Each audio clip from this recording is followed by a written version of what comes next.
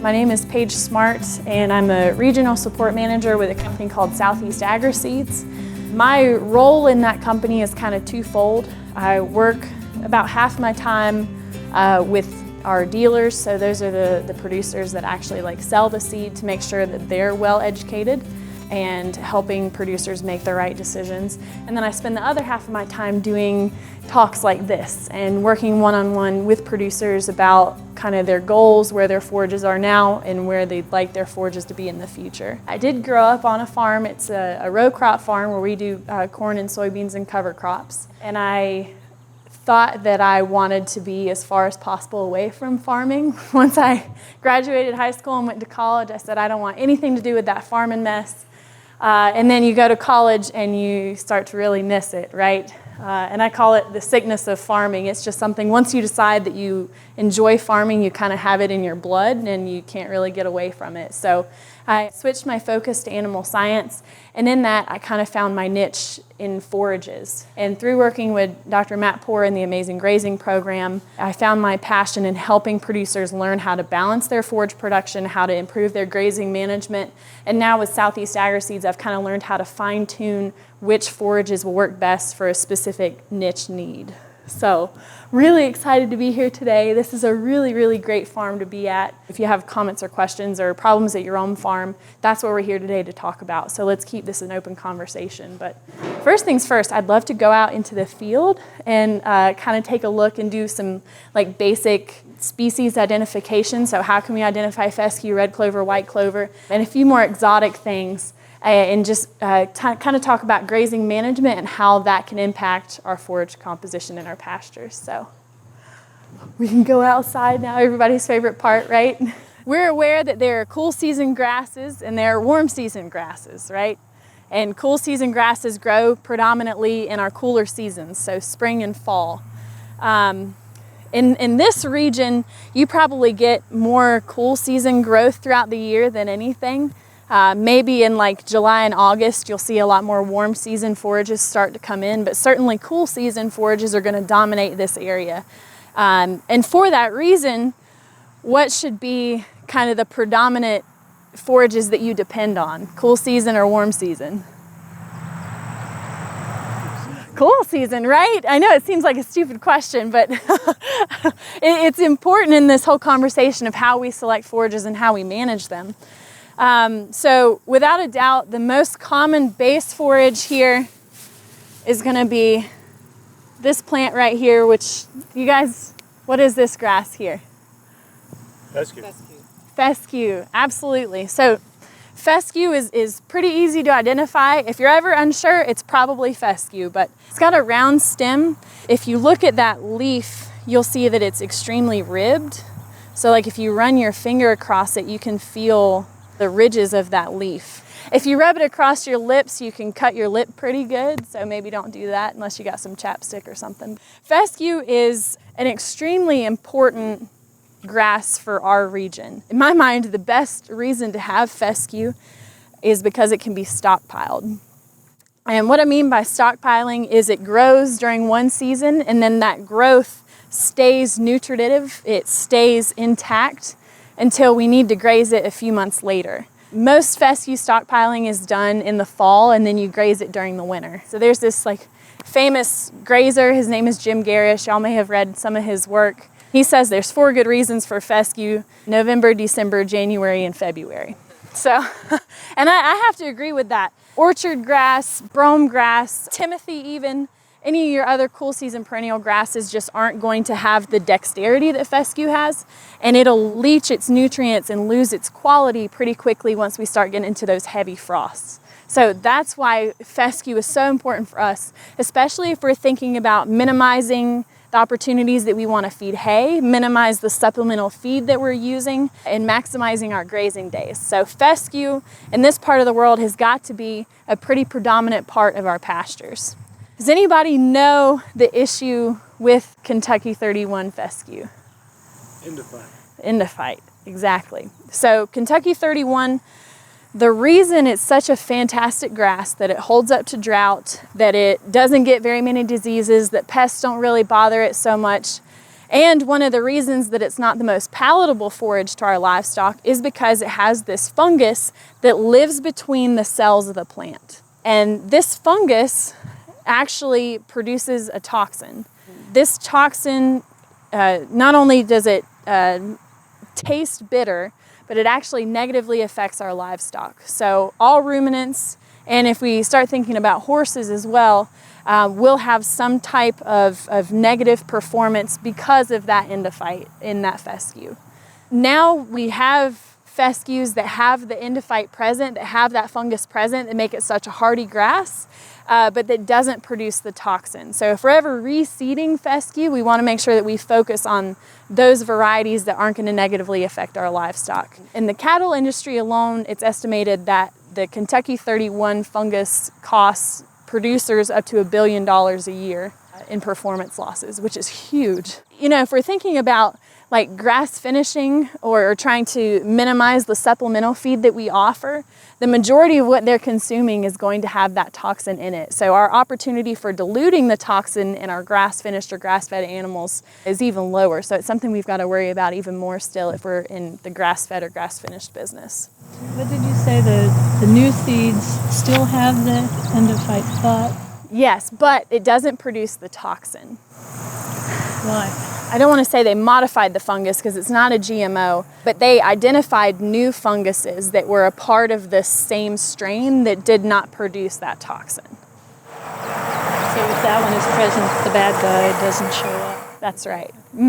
Yeah, and the reason that they've gone through all that effort to put the fungus in the plant, but a good fungus per se, is because they tried removing the fungus from fescue first, right? That's like the first obvious step. It's like, hey, there's this fungus in here that's bad for our livestock. Well, let's just take it out. But what you ended up with was a fescue plant that was less hardy. We've gotten better at endophyte-free varieties, but they are going to be more susceptible to disease. And one of particular importance in this region is going to be drought.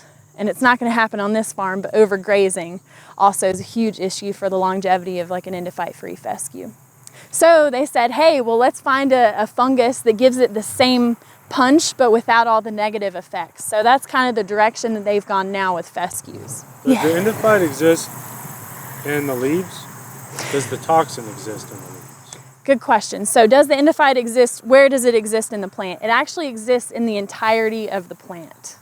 It is concentrated in certain areas, so the highest concentration of the fungus and therefore the toxin is actually in the bottom 2 inches of the plant and then in the seed head.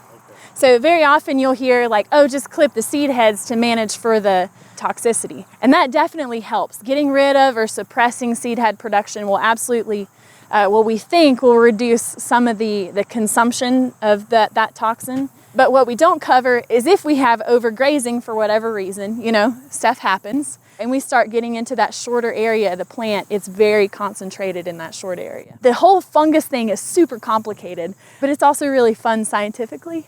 The fungus and the toxin are produced most intensively when the plant is growing. So in the case of fescue, that's going to be what? Fall and spring. Fall and spring, right? So our endophyte load is going to be heaviest during that time. So you'll see, just like how we'll see that growth curve spike, we'll see that endophyte load spike.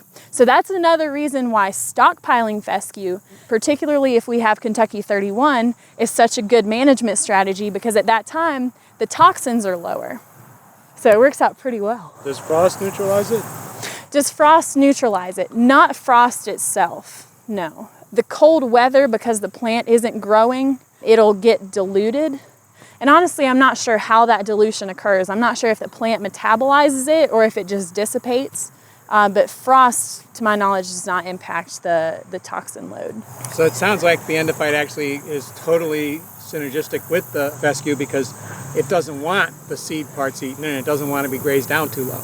Exactly. It's doing what the plant needs, not what we need, but it's kind of teaching the whatever grazes on it when to graze. Yeah, and it's really, evolutionarily, it's so cool. I mean, what's one of the biggest scares for a plant? It's getting grazed. that's a pretty scary thing for it to get defoliated. It reduces its ability to do photosynthesis. It has to metabolize carbohydrates that it's stored. It doesn't want to have to do that. So they've shown that these alkaloids, that toxin that's produced, actually has a bitter taste. It's like anti-herbivory, right? It doesn't want to be grazed. So it's really cool. But most strategically doesn't want to be grazed when it's going to make seed or when it's going to be taken to a point where it can't recover. Mm-hmm. It can handle it other times so it has the greatest concentration of that impact at its most important times. Yeah, absolutely. It's super fun. I could talk about fescue forever, but what we want to talk about today is unique forages and how they can fit into our livestock operation. So certainly when we're kind of planning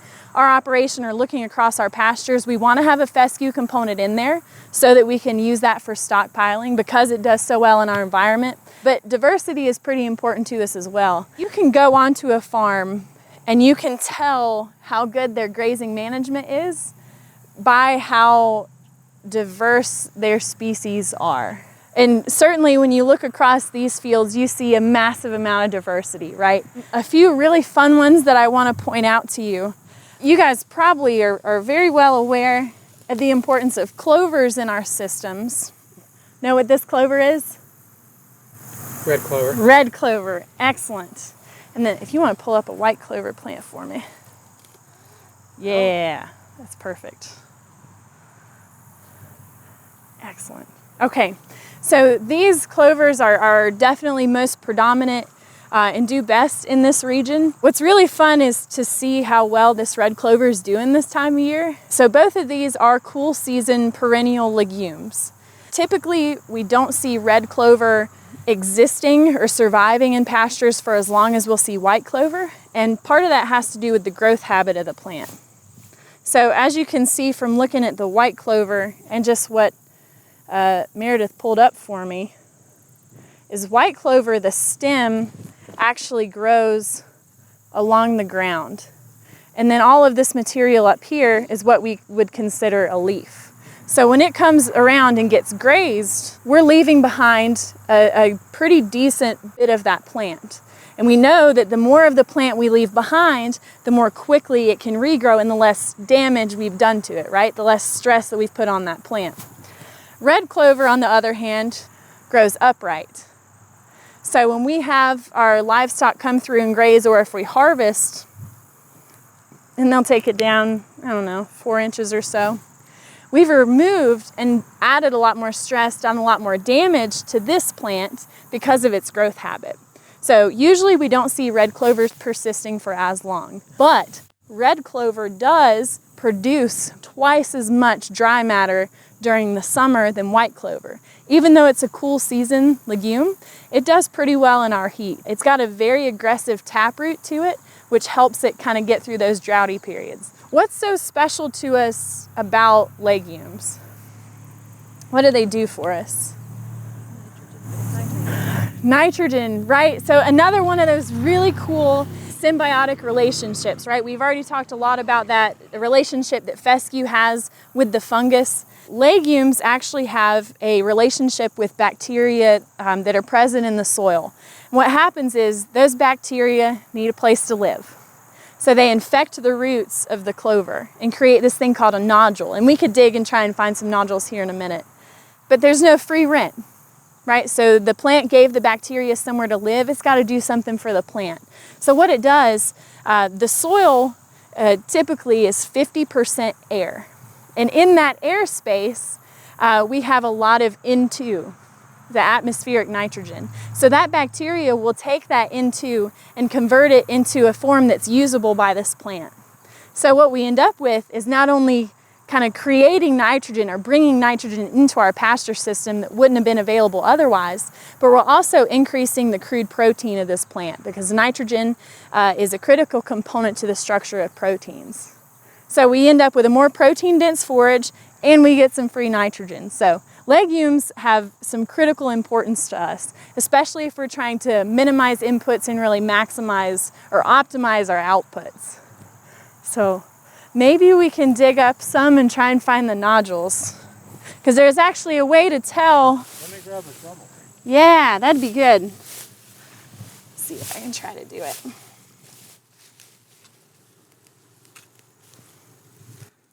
how big this plant is, y'all. Isn't that awesome? Look at that. That's some, yeah, that's a really good one. So one way that you can really increase the populations of red clover in your pastures is through good grazing management. We talked about how harvesting is pretty hard on red clover. So if we're leaving behind, 5 or 6 inches of residual, and if we have a good rest period after grazing, we can really increase the amount that we've got out here. Because legumes are pretty good reseeders. They produce a lot of hard seed, which will be in the soil for years to come. All right, I'm gonna steal that shovel from you. Or it's a spade.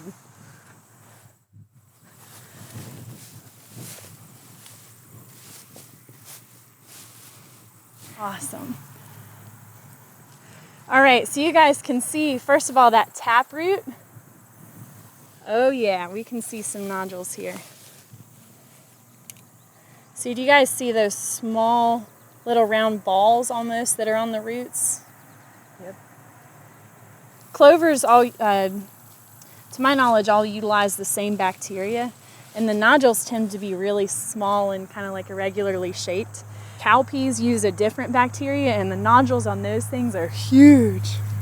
But the way that you tell if these nodules are actually fixing nitrogen is you bust them in half, and if it's got like a red tint to it or a fleshy tint, then it is fixing nitrogen. So that one doesn't have a lot of good rich red color to it, which is what I'd rather see, but it's not green.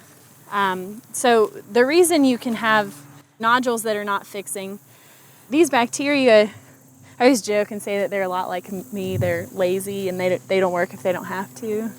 If there is a lot of nitrogen present, they won't spend their energy creating that nitrogen because it's not necessary for the plant. So that may be what we have going on here, or it may be as those nodules age, they slough off and die and they'll stop fixing nitrogen at that point. But isn't that cool? Look at the taproot on that thing. That taproot is cool. It is really neat. That's what you want to have during drought. There's so many good reasons to have diversity across your pasture. One of them is because of that diversity of root systems. Because think about how great that would be if we did have some kind of drought. There's a good bit of work going on right now with alfalfa as well.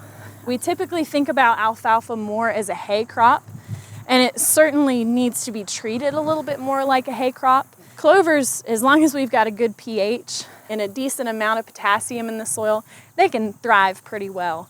Alfalfa needs to have a very specific range of pH and very high potassium levels, and it's got to be managed just a little bit more awkwardly than our clovers do. But we are doing some work to try to figure out how to incorporate alfalfa into our grazing pastures as well. It doesn't grow here.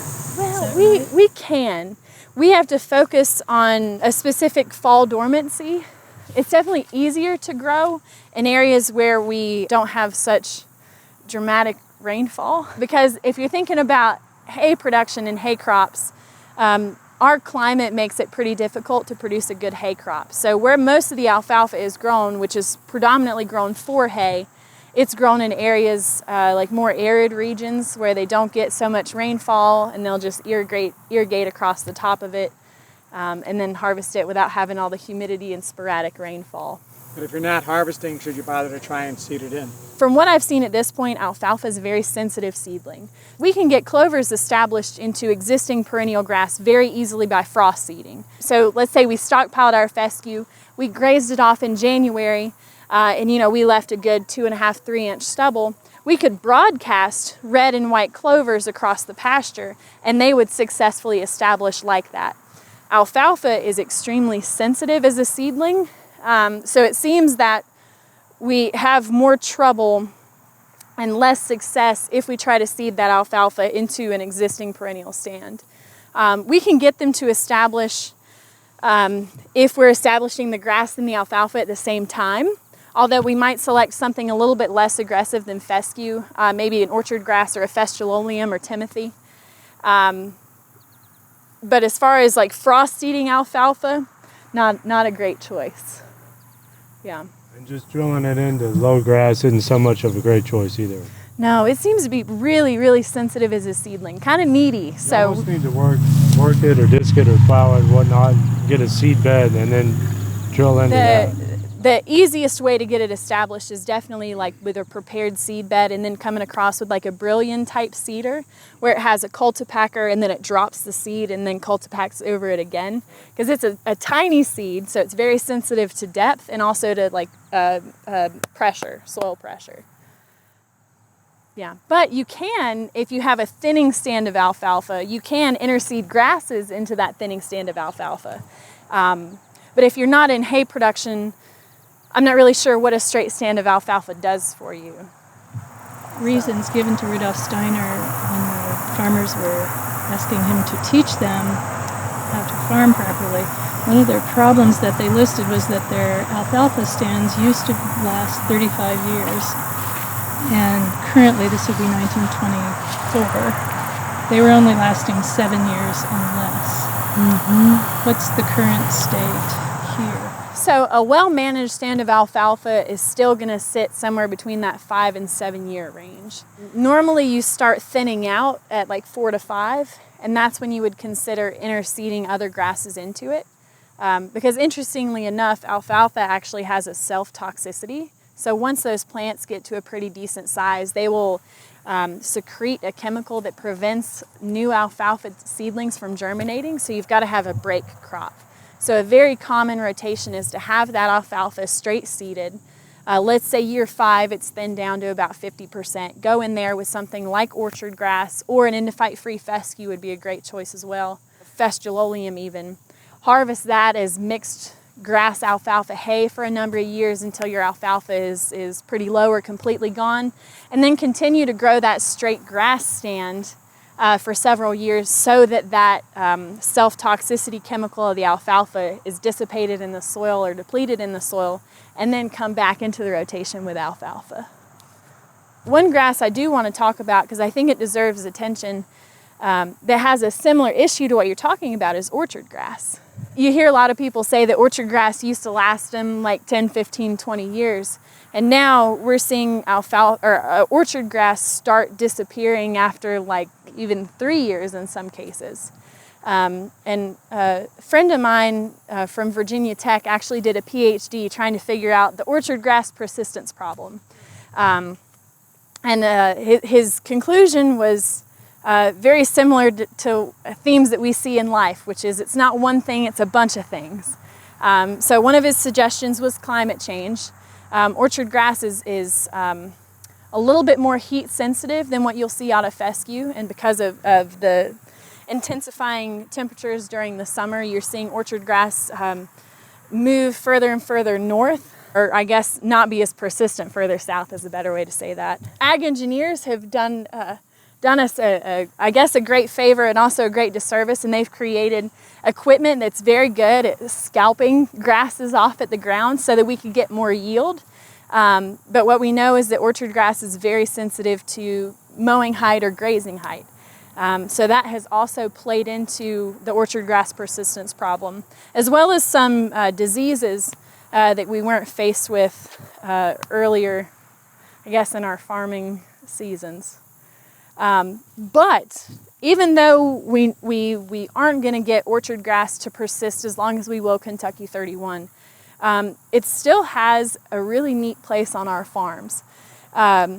Orchard grass is a very high quality forage, but probably more importantly is that it's extremely highly palatable.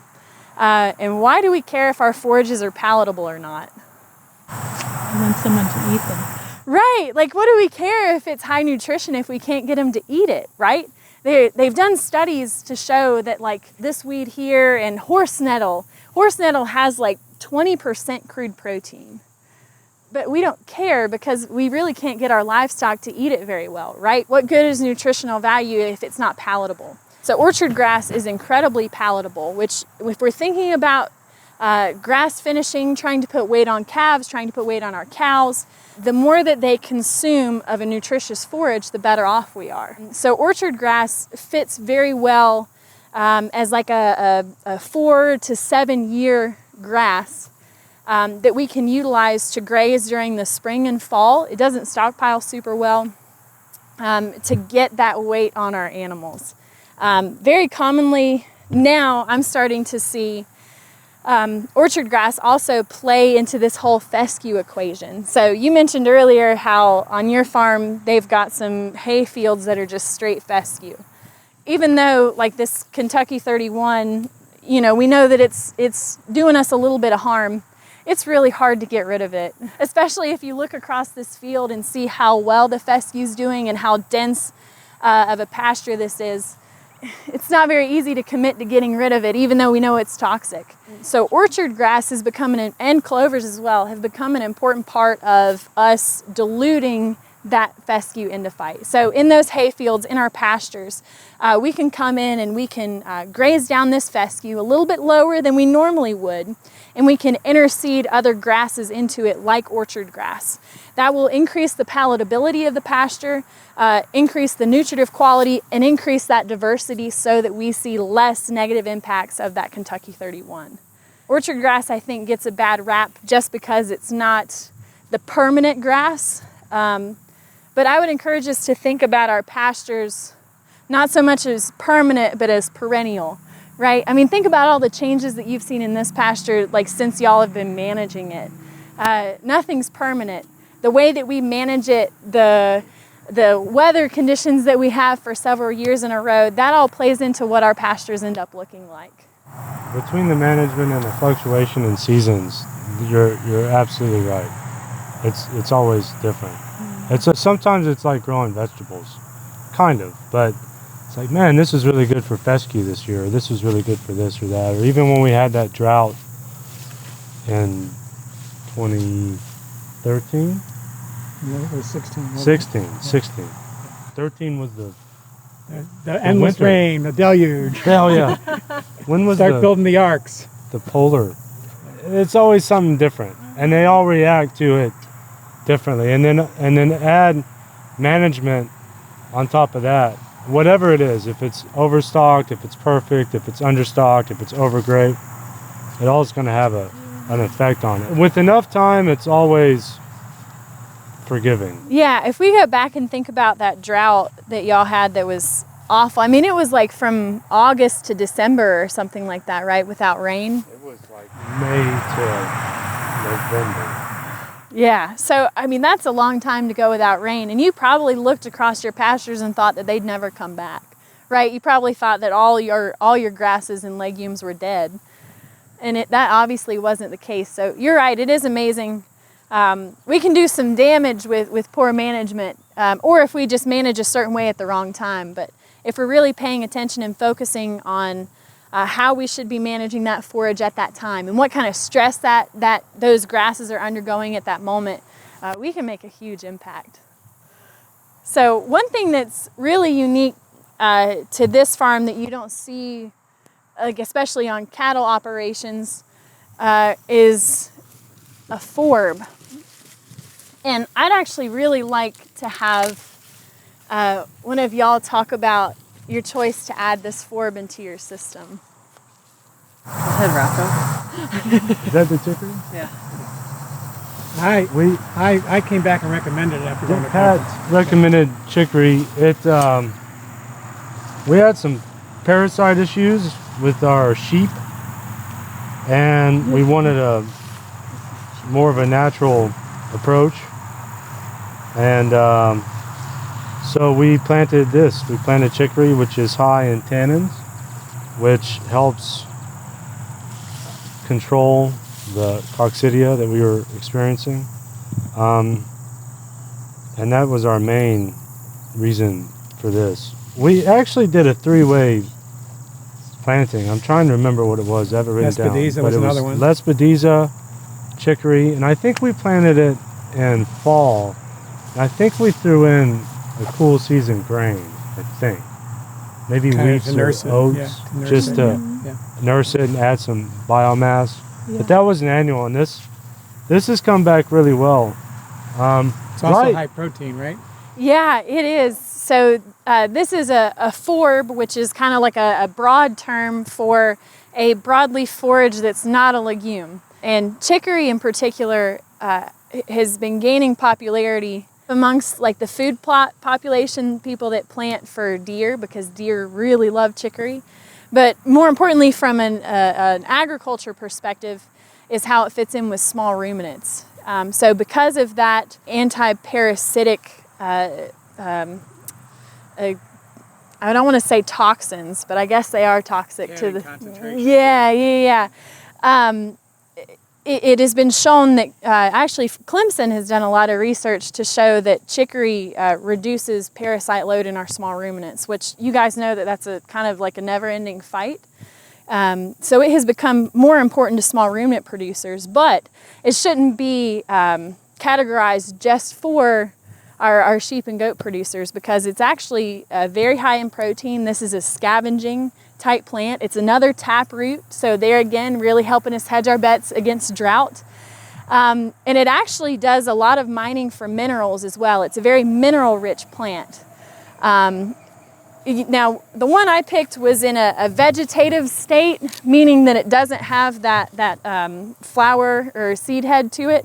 And it's pretty palatable at this point. I visited some this morning that had seeded out already or flowered out, and the stalk on it was like as big as your finger, and you know, this had really gone away, and he was not having any luck getting his sheep to eat it, so he had to mow that off to just get it out of the way. But certainly this is a crop that I think bears a lot of importance. Again, if we're trying to pack more nutrient dense forages into our animals, right? So think about like giving them donuts and Burger King instead of giving them fruit, you know, like really packing those calories so that they can gain for us. These forages can definitely do that. We don't want to get these too high in our pasture composition, and this certainly is not in any danger of that, but plants like this forb, and then we'll talk a little bit about annual brassicas, they're very low in effective fiber. And as much as we don't talk about fiber from a true slow down perspective, right? We're always trying to push digestibility and push energy. Our livestock need that effective fiber in their bellies. So we wouldn't want to turn them loose on something that was 100% this, because it would be too digestible, run through them too quickly, and would actually draw them backwards. So just something fun to note about chicory. Have a percentage that you would start to worry about that? Percentages are really difficult for me, because I always wonder, are we talking about it from a dry matter perspective, or are we talking about it as like an as-fed perspective? So I think the easiest thing to do from a producer standpoint is to look at it as like a percentage of the area, because we're not going to dry down chicory, right? Like we don't want to ruin our microwaves like that. So I would probably start worrying about it if you were like in the 50% range. And it would depend on what else was in there as well. If we had a lot of like rank grasses, like, you know, these are obviously going to be very, very high fiber. So if we have a lot of that to go with it, then I wouldn't worry about it too much if we're up in that 50% range. Great. How does it rate for palatability? Do they like it? So as long as it's in that vegetative state, they'll eat it. But from what I've heard from producers that we work with, once it starts to put out that flower or that seed head, they don't want anything to do with it.